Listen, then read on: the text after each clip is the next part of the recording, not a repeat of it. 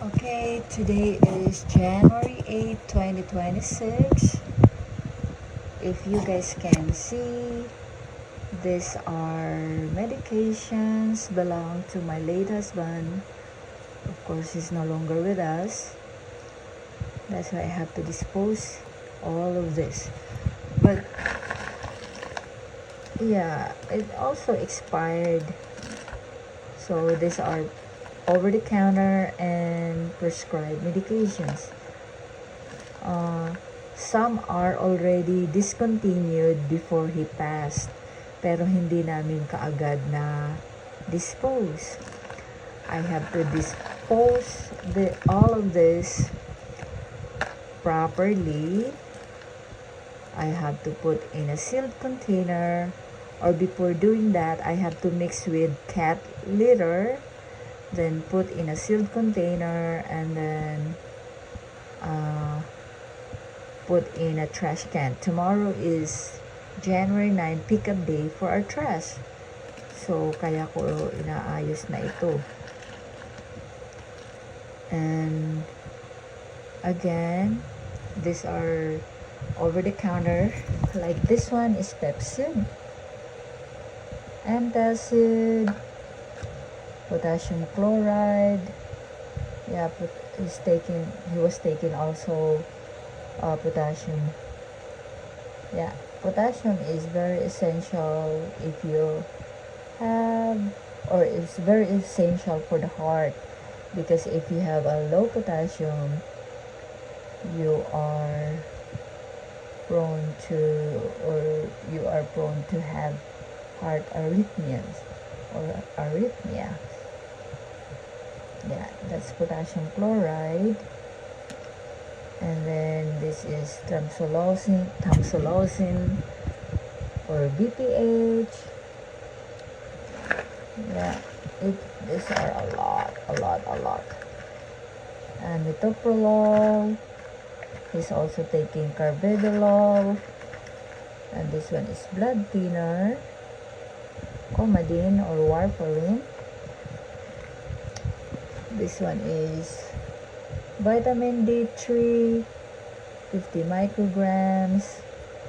And this one is vitamin B12, 2000 micrograms. And this one is Tylenol or acetaminophen with diphenhydramine. They call it Tylenol PM because aside from it relieves pain, it will put you to sleep or it will make you sleepy. Kaya tinatawag nilang Tylenol PM. And then, what else? Is also taking lisinopril, blood pressure medication. Maraming dito, blood pressure medication, pero again, yung iba discontinued na, kaya lang hindi namin na-dispose. This one is atorvastatin, yung cholesterol medication. I think, did I mention carvedilol? And then hydro. This one is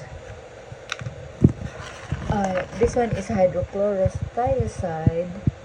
It will also lower your blood pressure at the same time.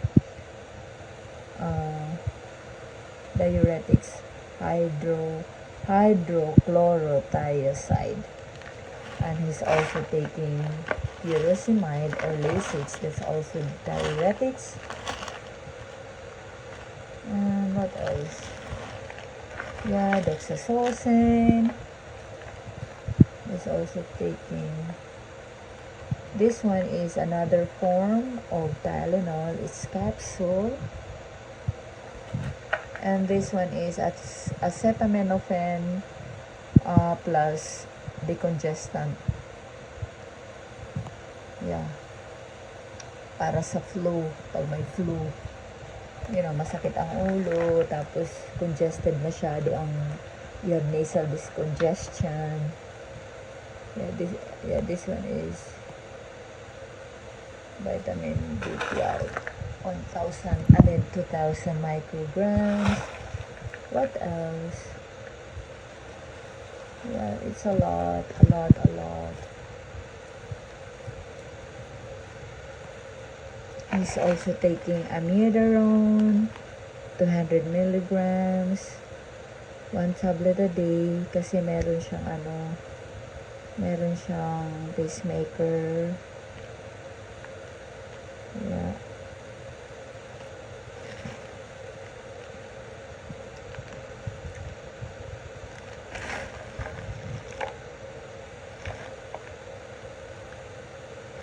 Kaya to siya dumami kasi December, nag-order siya for next 3 months.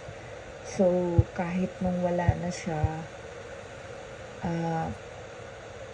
nagsipagdatingan like a week after he passed, may mga natanggap pa rin ako mga gamot. That's for the next year, like in 2021. So, ayan. Kaya hindi ko naman na-dispose agad kasi hindi ko talaga kaya. Sumisikip ang dibdib ko habang naano ko to sa kanyang medication cabinet.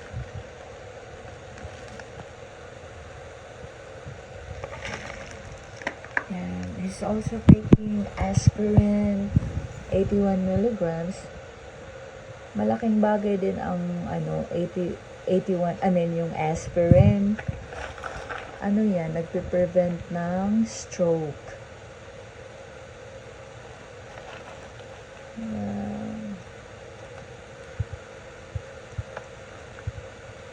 Hindi lang siya pain reliever kasi nakakapag-relieve din ng pain ang diba? Pero ang main purpose kapag may heart problem ka or kapag yung may hypertension ka, maganda na umiinom ka din ng aspirin kasi nakakapag-prevent yan ng stroke. It's platelet medication. Okay. Yan, dami talaga.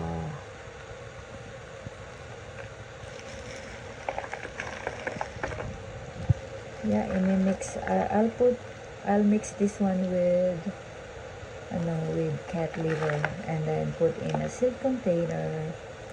Dahil ang sinabi ko kasi tomorrow is pick up day. So, ayun lang po. Na-share ko lang po sa inyo. Okay.